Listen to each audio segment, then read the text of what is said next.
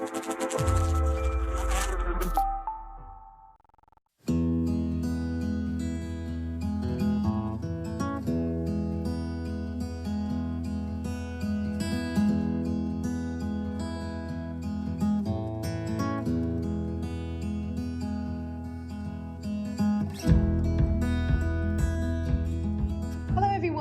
hope you're all safe and well wherever you are. I'm finally back with a new video, and today's video is a special one because first, I'll be speaking about just one book, and second, the book was written by a Moroccan author, and third, because actually I have read this book with the Moroccan Women Read Book Club. I'll leave the link to their Instagram account in case you would like to check it out. As I'm sure you have already read in the title, today I will be speaking about Rêves de Femmes, or Dreams of Trespass by Fatima Mernissi. I have started reading this book 2 weeks ago, since the beginning of the month, and I have just finished it today. Although it's a very short one, but I really took my time reading it.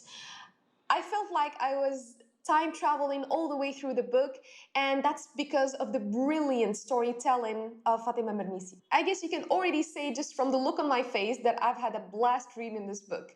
I actually have so much to say about this book that I honestly don't know where to start. So basically, this book is a memoir where Fatima Mernissi recounts her childhood within their harem in the old city of Fez. Some people would consider this book as an autobiography of the author, although I should mention that in one of her interviews, she clarified that yes, this book is about her childhood, but there are some stories that are completely fictional. Before getting into reviewing this book, I would like to share with you some information that I got in case you would like to have an idea about who Fatima Mernissi is. Fatima Mernissi is a Moroccan sociologist and author, and often considered as an Islamic feminist. She studied political science in both France at the Sorbonne and got her PhD at a university in the USA. She also was a lecturer at the University of Rabat for 6 years, and she died in Rabat in 2015.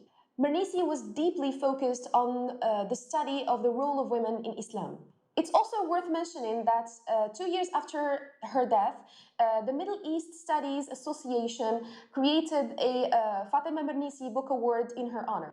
As I've already mentioned, this is a memoir told from the perspective of Fatima Mernissi when she was still 8 years old. Fatima, in fact, was so lucky to grow up in a family with an abundant variety of female perspectives. I personally prefer the English title of the book, Dreams of Trespass, as most women mentioned in this memoir, if not all of them, especially Fatima's mother and her cousin Shama, who were always in despair, trying to break free from the boundaries created not only by men, but by society, culture, traditions, and the way religion was perceived by so many people at that period of time.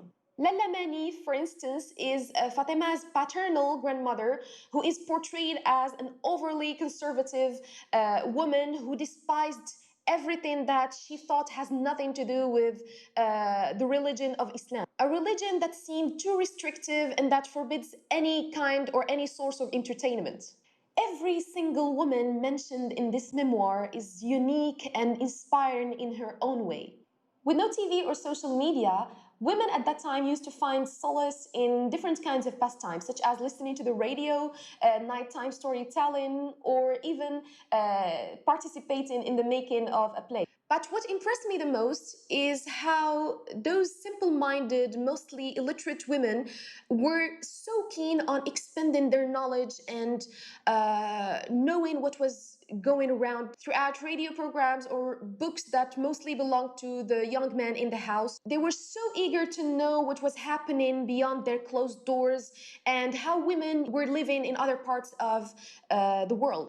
Fatima and her cousin Samir were on an everyday quest to understanding different aspects of adult life.